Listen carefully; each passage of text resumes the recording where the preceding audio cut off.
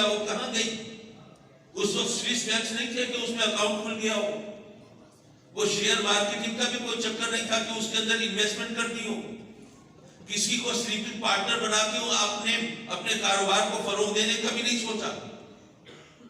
بے شک انبیاء کی وراثت تقسیم نہیں ہوتی، لیکن سیدہ خدیجہ الکبریٰ تو نبی نہیں ہے، اور آقا کریم کے چاروں صحابیات حضرت خدیجہ کے بدن سے ہیں، تو کم از کم ان کی وراثت تو تقسیم ہونی چاہیے تھی۔ لیکن خاتون جنت رضی اللہ تعالی عنہ، ان کو جو جہیز ملا ہے اس کیفیت بھی آپ جانتے ہیں کیسا تھا۔ اور بعد میں میرے آقا کریم کی بارگاہ میں حاضر ہوتی ہیں، بابا جان خود چکی پیستی ہو نا، ہاتھوں پہ گڈھے پڑ گئے، پانی بھر کے خود لاتی ہو نا، نشانوں پہ زخم بن گئے، آقا مجھے بھی ایک کنیز عطا فرما دیجیے۔ میرے آقا کریم اپنی شہزادی کے زخموں کو بوسہ دیتے ہیں، اشبار ہوتے ہیں، تسلی دیتے ہیں، دلاسا دیتے ہیں، کنیز نہیں دیتے۔ گویا یہ فرماتے ہیں کہ اے فاطمہ بے شک تو میرے جگر کا ٹکڑا ہے، آنکھوں کی ٹھنڈک ہے، میری شہزادی میری لاڈلی بیٹی ہے، لیکن عمر کی بیٹیاں بھی تو میری بیٹیاں ہیں نا، اگر میں باقی سب بیٹیوں کو کنیزیں نہیں دیتا تو تجھے بھی نہیں دوں گا، کہ آنے والا کوئی فرد اور مورخ تیرے باپ پر کہیں اقربا پروری کا الزام نہ لگائے۔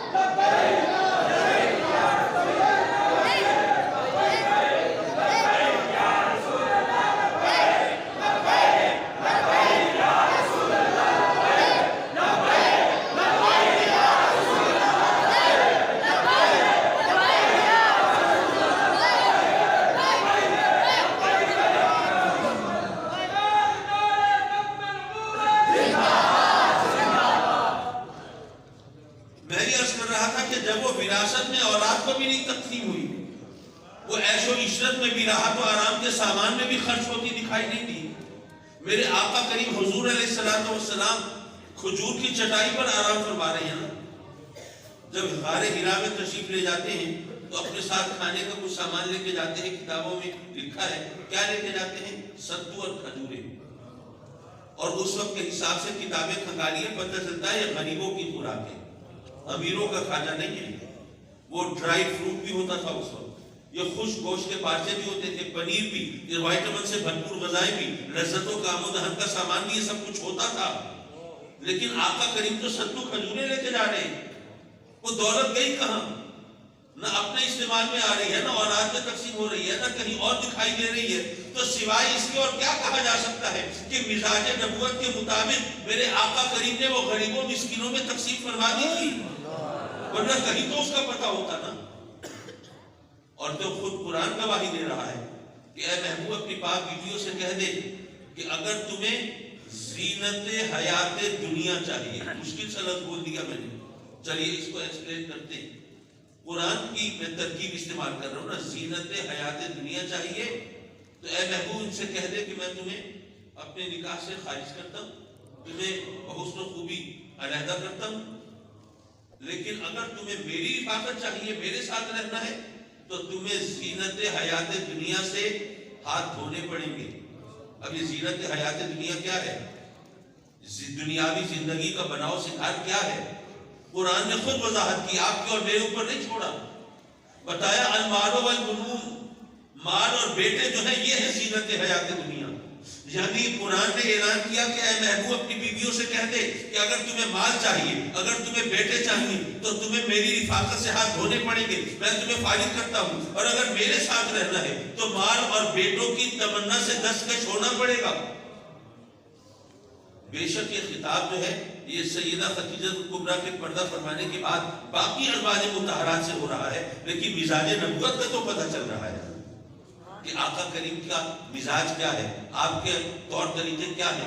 آپ نے حضرت خدیجہ کی وہ دولت وہ غریبوں مسکینوں میں تقسیم فرما دی تھی. معاف کیجئے، اس تمام گفتگو کا اصل مقصد یہ تھا کہ جس ماحول میں لوگوں کو پیٹ بھر کر روٹی نہ ملتی ہو، وہاں پر اتنی کثیر دولت اس طرح تقسیم کر دی جائے تو آپ کی شہرت سخاوت کے حوالے سے ہونی چاہیے تھی. اس ماحول کے مطابق جہاں پر اتنا شجاع اور دلیر شخص ہو، اس کی شہرت بہادری اور شجاعت کے حوالے سے ہونی چاہیے تھی. لیکن آپ کی شہرت صداقت اور امانت کے حوالے سے. آخر کیوں؟ کوئی وجہ ہوگی نا. حالانکہ صداقت اور امانت بے شک بہت اچھے اور صاف صحیح، لیکن اگر ماحول کے پس منظر میں دیکھیں تو وہاں پر ان کا وہ چرچا نہیں ہونا چاہیے. اس ماحول کے اندر تو شجاعت اور سخاوت کا چرچا زیادہ ہونا چاہیے. لیکن آپ کی شہرت ہے تو صادق و امین کے حوالے سے. اس کی حکمت ذرا سمجھنے کی. میرے آقا کریم نے پہلی بار جب اعلان نبوت فرمایا، صفا کے پہاڑ پر کھڑے ہوئے، دستور کے مطابق لوگوں کو جمع کیا. جب اکٹھے ہوئے، آقا کریم نے فرمایا، اے لوگوں، اگر میں تمہیں خبر دوں پہاڑ کے دوسری جانب ایک لشکر جرار ہے، تم پر حملہ کرنے کے لیے تیار ہے، مانو گے میری بات؟ سب نے کہا جی آپ صادق ہیں، دروغ کوئی آپ کی عادت نہیں ہے، اور کس بیانی آپ کا شیوا نہیں ہے، اور جھوٹ کو آپ کے ہونٹوں سے نسبت نہیں ہے. آپ تو ہمیشہ سچ بولتے ہیں، سچ آپ کا شیوا ہے، ہم آپ کی بات ضرور مانیں گے. تو پھر آقا کریم نے فرمایا، تو پھر میں تمہیں بتاتا ہوں کہ لکڑی اور پتھر کے تراشے ہوئے صنم یہ تمہارے خدا نہیں ہے، وہ وحدہ لا شریک ہے جس نے مجھے نبی بنا کے بھیجا ہے. اب یہاں پر صادق ہونے کا ذرا مفہوم سمجھیے. اللہ نے گویا یہ فرمایا، اے محبوب تجھے صادق ہونے کا صادق کا لقب انہوں نے خود دیا تھا، جبریل نے تو آ کے ان کو نہیں کہا تھا. اب جن لوگوں نے تجھے آج تک صادق کہا، اب تیرے دعوے نبوت کے جواب میں اگر انکار کرتے ہیں، کہتے ہیں نہیں آپ اللہ کے نبی نہیں، تو معاذ اللہ اے محبوب تجھے جھوٹا کہیں گے. اور یہ خود تجھے آج تک صادق کہتے رہے. آج آ کے اگر کہتے ہیں کہ نہیں تو صادق نہیں، تو تیری تکذیب سے پہلے یہ اپنے آپ کو جھوٹا کہیں گے. آج تک ہم نے جو کہا تھا صادق وہ جھوٹ تھا. ان کو اپنی زبان سے پہلے ماننا پڑے گا کہ ہم جھوٹے ہیں. آپ کو صادق غلط کہا تھا، جھوٹ بولا تھا، اور جو خود اپنی زبان سے مان لے کہ میں جھوٹا ہوں، پھر اس کی بات کی کوئی حیثیت اور وقت کہاں رہ جاتی ہے. یہاں پر میرے آقا کریم کے دعوے نبوت کے حوالے سے صادق کے لقب کی اہمیت اجاگر ہو رہی ہے نا.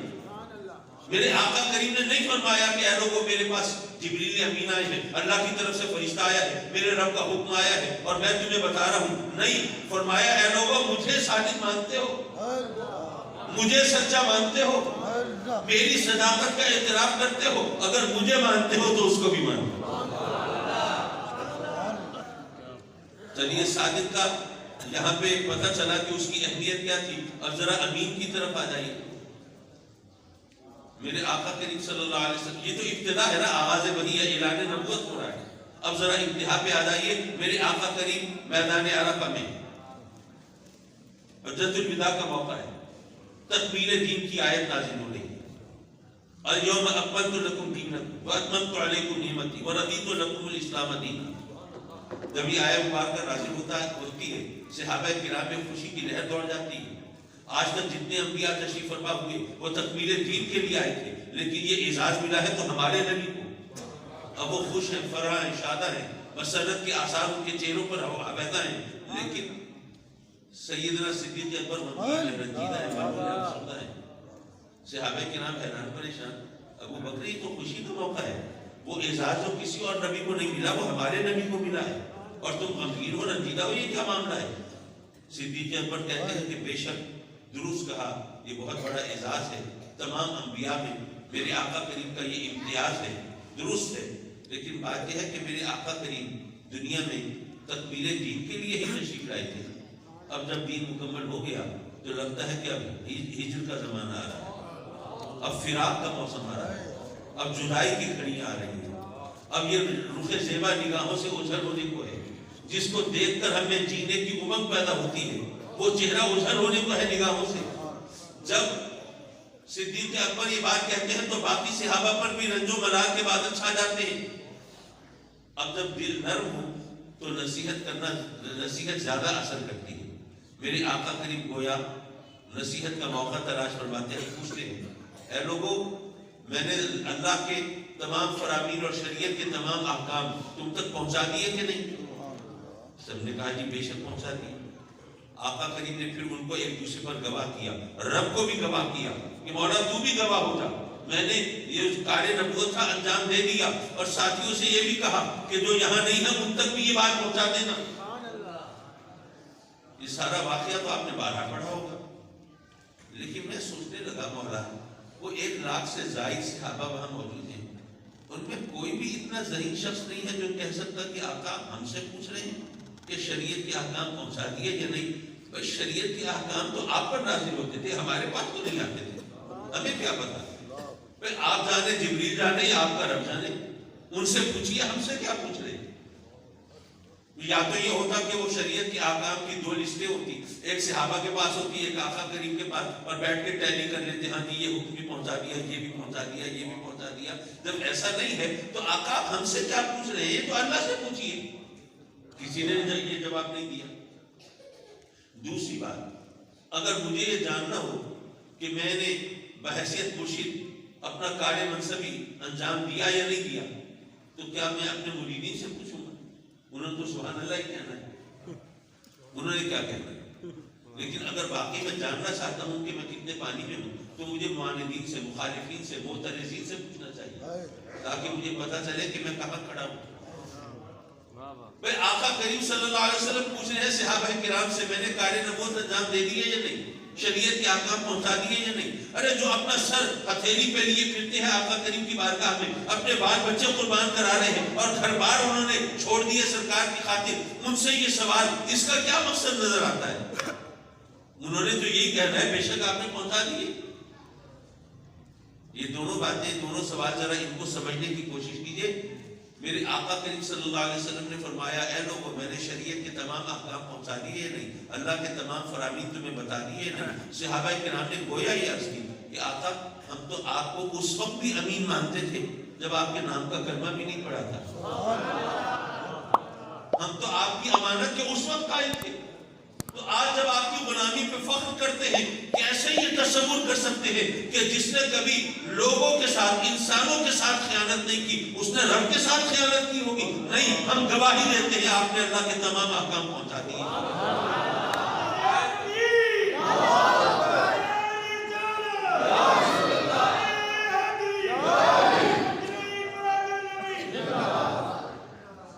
اور رہی یہ بات کہ صحابہ کرام سے پوچھنے کا کیا مقصد تھا؟ بھئی صحابہ کرام سے پوچھنے کا مقصد کوئی تصدیق کرانا نہیں تھا، بلکہ دراصل ایک سنت قائم فرمانا تھا۔ میرے آقا کریم گویا یہ فرما رہے ہیں کہ اے میرے صحابیوں، میں اب دنیا سے پردہ کرنے والا ہوں، لیکن میں پردہ کرنے سے پہلے تم سے پوچھ کے جا رہا ہوں، میں نے تم تک شریعت کے تمام احکام پہنچا دیے کہ نہیں؟ دین کی تمام باتیں بتا دی کہ نہیں؟ حالانکہ مجھ پر تو کوئی شبہ کر ہی نہیں سکتا کہ میں نے کوئی کسر چھوڑی ہوگی یا کوئی کمی کی ہوگی یا کوئی کوتاہی برتی ہوگی۔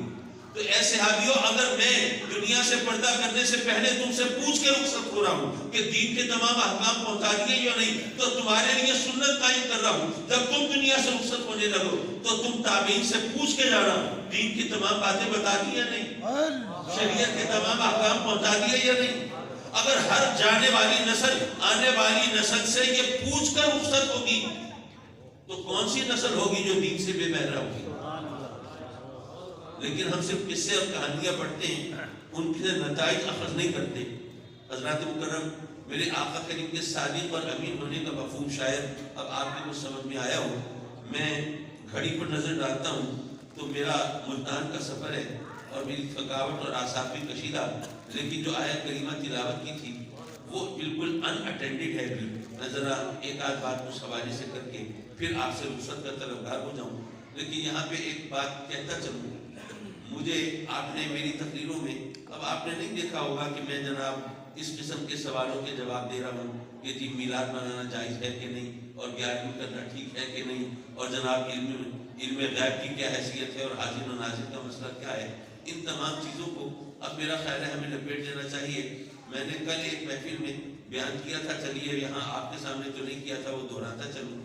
ایسا ہوا، ایک حکایت ہے کہ ایک شیر کے اندر، وہ معاف کیجیے، ایک جنگل میں شیر بادشاہ تھا، اور اس کے جو کزنس تھے کوئی مسعد ملیر سوتر وغیرہ وہ بھی مختلف عہدوں پہ تھے. کوئی لائن جو ہے وہ چیف جسٹس ہے اسی طرح. تو ایک گدھا جو ہے وہ ایک ٹائیگر سے الجھ پڑا. اس نے کہا گدھے نے کہ گھاس جو ہے نیلے رنگ کی. ٹائیگر نے کہا تو عجیب جانور ہے, یہ گھاس نیلے رنگ کی ہے, کوئی گھاس تو سبز ہے اور ہوتی بھی سبز ہے, تو کیا بات کر رہا ہے. وہ گدھے کی آواز تو آپ سمجھتے ہیں, اس نے تو شور مچا دیا نہیں گھاس نیلی. وہ جناب ہنگامہ, وہ شور شرابہ کہ جناب کوئی سمجھ نہیں آتی. آخر طے یہ پایا کہ چلو عدالت میں چلتے, چیف جسٹس کے پاس پہنچ گئے. اب گدھا دور سے دوڑتا آ رہا ہے, چیختا آ رہا ہے, چلاتا آ رہا ہے, می لارڈ آپ جانتے ہیں نا یہ گھاس نیلے رنگ کی ہے, آپ کو پتا ہے نا یہ گھاس نیلے رنگ کی ہے. چیف جسٹس نے کہا کہ بھئی اچھا تجھے اتنا یقین ہے تو چل پھر گھاس نیلی ہی صحیح. دیکھا میں نہیں کہتا تھا گھاس نیلی ہے. جناب دیکھیے یہ جو ٹائیگر ہے یہ کہتا ہے گھاس سبز ہے, مہربانی کر کے اس کو فوراً سزا دیجیے. چیف جسٹس نے اس ٹائیگر کو سزا سنا دی. 3 دن تک نہیں بولو گے کسی سے, کلام نہیں کرو گے, خاموش رہو گے. اب ظاہر ہے چیف جسٹس کا حکم تھا, سزا تو بھگتنی تھی. اب 3 دن جب گزر گئے, زبان بندی ختم ہوئی, جب بولنے کے لائق ہوا تو وہ جناب آیا چیف جسٹس کے پاس ٹائیگر. اس نے کہا جناب آپ نے کمال کیا, میں حاضر ہو رہا تھا, میں سوچ رہا تھا آپ کو گواہ بلائیں گے, لوگوں سے پوچھیں گے کہ بھئی یہ گھاس نیلی ہے سبز ہے, ذرا ایویڈنس اکٹھے کریں گے, شواہد لائیں گے. آپ نے خوب کمال کیا, مجھے سزا سنا دی. مجھے سزا سنانے کی کوئی دکھ تھی؟ چیف جسٹس نے جو جواب دیا وہ ہم سب کے لیے بھی شرح ہے. وہ کہتا ہے کہ تجھے سزا جو سنائی ہے پتہ ہے کیوں سنائی ہے؟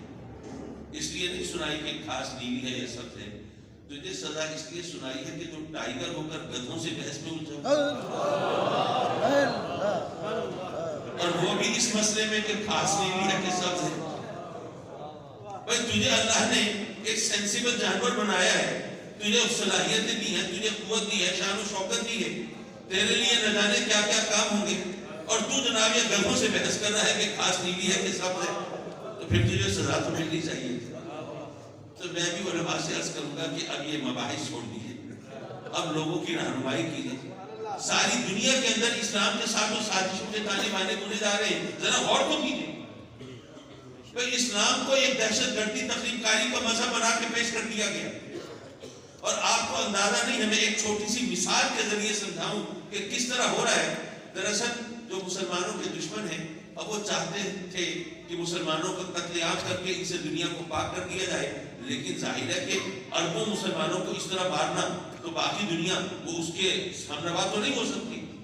تو انہوں نے اس کے لیے ایک سازش پینٹ کی ہے, اس کو سمجھیے. دیکھیے فرض کیجئے آپ نے کوئی گھر خریدا یا کرائے پہ لیا, اب اس میں گئے آپ رہائش رکھنے, تو آپ نے جیسے گھر کھولا تو آپ نے دیکھا کہ وہاں تو کاکروچ پھر رہے ہیں, کھڑ کھجورے پھر رہے ہیں, وہ کیڑے مکوڑے پھر رہے ہیں. دیکھ کے آپ کی طبیعت عجیب ہوئی, یہاں میں کیسے رہوں گا. آپ نے ایسا کیا کہ جا کے کوئی انسیکٹیسائڈ, کوئی اسپرے وغیرہ, کوئی دوائیاں لی, آپ نے سارے مکان میں وہ چھڑکی اور اس کو 2 دن کے لیے بند کر دیا. جب 2 دن کے بعد آپ آئے تو اب آپ کی طبیعت بحال ہو گئی. وہ کھن کھجورے, وہ کاکروچ, وہ کیڑے مکوڑے, وہ تمام چیزیں وہ سب مرے پڑے ہیں, گویا فرش پر بچھے ہوئے ہیں. آپ نے جناب جلدی سے جھاڑو واڑو پھیری اور وہ سب کو اکٹھا کیا اور کہیں پھینکا, کہیں مارا, کہیں دفنایا, اور اب آپ کو سکون ہو کے وہاں پر رہنے لگے. اتنے بے شمار کیڑے مکوڑے مر گئے تو کیا آپ نے ان کے لیے کوئی تعزیتی اجلاس بلایا؟ کیا ان کے کسی پسماندگان سے کوئی اظہار افسوس کیا, یا دل کے اندر ان کے لیے کوئی دکھ محسوس کیا کہ اتنے کیڑے مکوڑے بیچارے جان سے گئے؟ کچھ بھی نہیں. بلکہ آپ تو خوش ہو رہے ہیں کہ یار سارے کیڑے مکوڑے مر گئے تو اب میں یہاں سکون سے رہ سکوں. ٹھیک ہے, یار دنیا کے اندر مسلمانوں کو اسی طرح پیش کیا جا رہا ہے کہ یہ دیکھنے میں انسان صحیح لیکن در حقیقت ان کیڑے مکوڑوں کی طرح ہے جنہوں نے تمہارا جینا حرام کیا ہوا ہے. یہ تو اپنے ملک میں اپنے جیسے مسلمانوں کو زندہ دیکھ کے راضی نہیں ہے, یہ تو وہاں پر ان کا خون بہاتے رہتے ہیں, قتل کرتے رہتے ہیں. تو اگر تمہارے ملک تک پہنچ گئے تو تمہارا حال کیا کریں گے؟ تو یہ اگر انسان ہے اور اگر ہم دیکھنے میں انسان ہے اور ہم ان کو مارے تو ان پر تم اظہار افسوس مت کرنا, دکھ محسوس مت کرنا. دیکھنے میں انسان ہے ورنہ ان کی حقیقت یہی ہے. جس طرح کیڑوں مکوڑوں کو مار کے آدمی خوش ہوتا ہے نا کہ اب ہم سکون سے رہ سکیں گے, ان کو بھی جب مار دو گے تو پھر سکون سے رہ سکو گے, ورنہ تمہیں سکون سے رہنے کی جگہ نہیں ملے گی. یہ اس انداز سے سازشیں کی جا رہی ہیں پوری دنیا کے اندر اور ہمیں کچھ پتہ ہی نہیں. ہم اپنی بحثوں میں الجھے ہوئے ہیں. ہم جناب یہ کر رہے ہیں وہ کر رہے ہیں. یارو ان کی سازشیں سمجھو اور اس کا توڑ کرو. انسانیت کا علم بلند کرو اور دنیا کو بتاؤ. جو میں بات اب کہہ رہا ہوں یہ دین کے حوالے سے بات کہہ رہا ہوں اور اس کے اندر اتنا سا بھی مبالغہ نہیں ہے. بھئی دیکھیے اچھائی اور برائی کی دو قسمیں ہیں. ایک وہ جس کا تعلق مذہب سے ہے. ہم مسلمان ہیں, اگر ہم نماز کے پابند ہوں, اگر ہم باوضو رہتے ہوں, اگر درود و سلام کی تسبیح پڑھتے ہوں, اگر ہم حلال حرام کا خیال کرتے ہوں تو ہمیں لوگ اچھا کہیں گے. لیکن صرف مسلمان اچھا کہیں گے, کیا ہندو بھی اچھا کہیں گے؟ نہیں. اگر کوئی ہندو ہے, روز صبح اٹھتا ہے, اشنان کرتا ہے, مندر میں جاتا ہے, اپنے بھگوان کے سامنے ڈنڈوت بجا لاتا ہے, اشلوک پڑھتا ہے, بھجن گاتا ہے اور پرارتھنا کرتا ہے, تو اس کو ہندو تو اچھا کہیں گے, کیا مسلمان بھی اچھا کہیں گے؟ نہیں. یعنی یہ اچھائی کی وہ قسم ہے جس کی بنیاد ہے مذہب پر. لیکن اگر کوئی سچ بولتا ہے تو اس کو اچھا کہنے کے لیے کیا کلمہ پڑھنا ضروری ہے؟ اور جھوٹ بولے تو کیا اس کی مذمت کے لیے کسی خاص عقیدے کا حامل ہونا ضروری ہے؟ اگر کوئی سخی ہے تو اس کی اچھائی تو ہر ایک مانے گا, چاہے وہ عیسائی ہے, وہ نصرانی ہے, وہ یہودی ہے, وہ جو بھی ہے وہ ہر ایک مانے گا. اسی طرح رحم دلی اچھی چیز ہے, سنگ دلی بری چیز ہے, سخاوت اچھی چیز ہے اور کنجوسی بری چیز ہے, اور بہادری اچھی چیز ہے اور بزدلی بری چیز ہے, اور سچ اچھی چیز ہے اور جھوٹ بری چیز ہے. یہ سچ اچھائی کا وہ معیار ہے جس کے لیے کسی خاص مذہب کی ضرورت نہیں, انسان ہونا ضروری ہے. اس کی بنیاد انسانیت پہ ہے. یعنی آپ اچھائی کو دو قسموں میں تقسیم کرتے ہیں, ایک وہ جس کی بنیاد مذہب پہ ہے, ایک وہ جس کی بنیاد انسانیت پہ ہے. اب ذرا اسلام کو اٹھا کے دیکھیے, جہاں تک ہمیں بتایا گیا نماز پڑھو, حلال حرام کا خیال رکھو, روزے رکھو اور شریعت کی پابندی کرو, یہ سب باتیں اپنی جگہ پر, لیکن ساتھ یہ بھی تو بتایا ہے کہ صفائی کا خیال رکھو. الطہور و شطر الایمان, ایمان کا حصہ ہے. ہمیں یہ بھی تو بتایا ہے کہ ملاوٹ مت کرنا, جس نے ملاوٹ کی وہ ہمیں سے نہیں. ہمیں یہ بھی تو بتایا ہے کہ وعدہ خلافی یہ گناہ ہے, جو ایسا کرے گا تو اس کو اس کی سزا بھگتنی پڑے گی. ہمیں یہ بھی تو بتایا ہے کہ چغل خوری یہ گناہ ہے. ہمیں یہ بھی بتایا ہے کہ غیبت کتنا بڑا گناہ ہے, کہ مردہ بھائی کے گوشت کھانے کے برابر یہ اس کی مثال دی گئی ہے. ہمیں یہ بھی تو بتایا گیا ہے کہ اگر کسی کو قرض دیا ہے تو اس کے واپسی پر سختی مت برتو. پتہ نہیں وہ صحیح طرح دے سکتا ہے نہیں دے سکتا, ذرا نرم ہاتھ رکھو تاکہ اس کے لیے زندگی مشکل نہ بنے, عذاب نہ بنے. یہ تمام باتیں, تمام چیزوں کی فہرست اگر آپ اکٹھی کر لیجیے, جیسے میرے آقا کریم نے حسن اخلاق کا ذکر کی, فرمایا بد اخلاقی سے کسی سے پیش نہ ہو اور کسی کو گالی نہ دو, کسی سے سخت کلامی سے پیش نہ ہو. یہ تمام چیزیں اگر آپ اکٹھی کریں تو یارو آپ پورے اعتماد اور یقین کے ساتھ پورے سر فخر سے بلند کر کے کہہ سکتے ہیں کہ یارو کوئی اچھا مسلمان ہو ہی نہیں سکتا جب تک کہ وہ پہلے ایک اچھا انسان نہ ہو. کوئی اچھا مسلمان ہو ہی نہیں سکتا جب تک کہ وہ پہلے ایک اچھا انسان نہ ہو. یہ اور بات ہے کہ ہمارے سامنے وہ ڈسٹورٹڈ شیپس ہے, مست شدہ صورتیں ہیں, کیونکہ ہم تو یہ دیکھتے ہیں نا کہ کوئی دیندار آدمی آ رہا ہے تو بچے والے چھپتے پھر رہے ہیں, نہیں یہ جناب اس کو پتہ چلے گا ہم نے یہ کام کر دیا, بس وہ گرجنے لگیں گے, برسنے لگیں گے, نصیحتوں میں جناب دفتر کھول کے بیٹھ جائیں گے, پھر ہماری شکایتیں ہوں گی ہمارے بزرگوں سے, ہمارے بڑوں سے, ہمارے گھر والوں سے. نہیں دیندار لوگوں سے تو بچ کے رہو یار, یہ تو جینا حرام کر دیتے ہیں. میرے آقا کریم صلی اللہ علیہ وسلم کا عالم یہ ہے, تشریف لے جا رہے ہیں, راستے میں بچے کھیل رہے ہیں, میرے آقا کریم دو جہاں کے سردار وہ بچوں کے ساتھ دوڑنے لگے کہ بچے ان سے انس محسوس کریں, ان سے کھیلیں, ان کو اپنے جیسا سمجھیں, تاکہ وہ آقا کریم کی تعلیمات کو اپنا سکیں, وہ ان کے لیے اجنبی نہ ہوں. حضور علیہ السلام تو اس طرح کثرت نفسی سے کام لیتے ہیں. تو حضرات کرم یہ چیز جو ہے یہ ذرا ذہن نشین کیجئے, معاف کیجئے. اب مجھے نہیں پتا کہ مجھے چلی آیت کریمہ کے بارے میں کہا تھا, کچھ کہوں گا, کچھ تھوڑا سا اس ایک شرط عرض کرتا چلوں.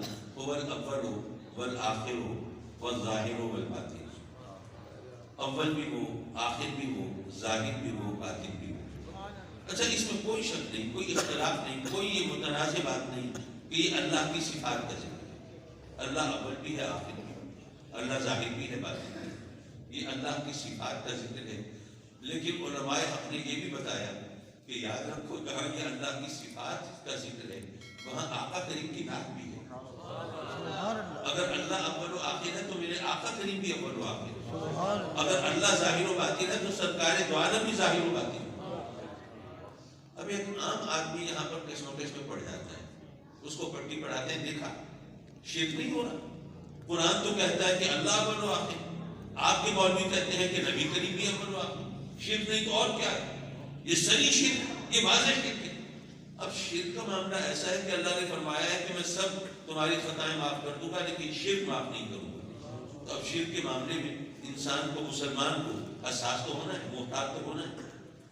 وہ پریشان ہوا کہ اگر یہ شرک ہے، نظر تو یہ آ رہا ہے کہ قرآن نے کہا اللہ اول و آخر، کاظمی صاحب آ کے کہہ رہے ہیں نبی کریم بھی اول و آخر، یہ تو بڑی مشکل ہو گئی۔ میں عرض کروں گا اس کا پہلا جواب تو خود قرآن سے لے لیتے ہیں۔ اگر اللہ کے پاک نام اٹھا کے دیکھیں آپ تو ان میں رؤوف، رحیم اللہ کے نام ہیں، بلکہ بسم اللہ الرحمن الرحیم میں رحیم اللہ کا نام ہے، اس کے بارے میں تو کوئی شک شبہ ہونے ہی نہیں چاہیے۔ اب ذرا سورہ توبہ کی 37 راستہ ہے، آخری سے پہلی آئے وہ ذرا اٹھائیے۔ لقد جاءکم رسول من انفسکم عزیز علیہ ما عنتم حریص علیکم بالمؤمنین رؤوف الرحیم۔ اللہ قرآن میں فرما رہا ہے کہ میرا محبوب مومنوں کے لیے رؤوف بھی ہے اور رحیم بھی ہے۔ اب ہر مسلمان کو پتا ہے کہ رؤوف و رحیم اللہ کے نام ہے، تو قرآن مجید میں رب کائنات خود اپنے محبوب کو رؤوف و رحیم قرار دے گا، تو کیا رب کائنات قرآن میں معاذ اللہ شرک کا درس دے گا؟ اچھا اس سے بھی زیادہ ایک روشن مثال دوں جس کے بعد کم از کم کسی عقل والے کے لیے تو دوسری کسی دلیل کی گنجائش نہ بچے کہ اللہ کے فضل و کرم سے ہم سب صاحب ایمان ہیں، اللہ ہمارے ایمان کو سلامت رکھے۔ اور دنیا میں اس وقت سینکڑوں نہیں، ہزاروں نہیں، لاکھوں نہیں، کروڑوں نہیں، بلکہ اربوں مومن موجود ہیں، ایسے ہی اللہ تعالیٰ اپنے کرم سے حفاظت فرمائے۔ اب دنیا میں اربوں مومن موجود ہیں اور قرآن مجید میں سورہ الحشر میں جب رب کائنات اپنے پاک ناموں کا ذکر فرماتا ہے تو فرماتا ہے المؤمن المہیمن العزیز الجبار المتکبر۔ اب ہم سب بھی مومن ہیں اور قرآن میں اللہ خود فرماتا ہے کہ اللہ بھی مومن ہے۔ شرک ہوا؟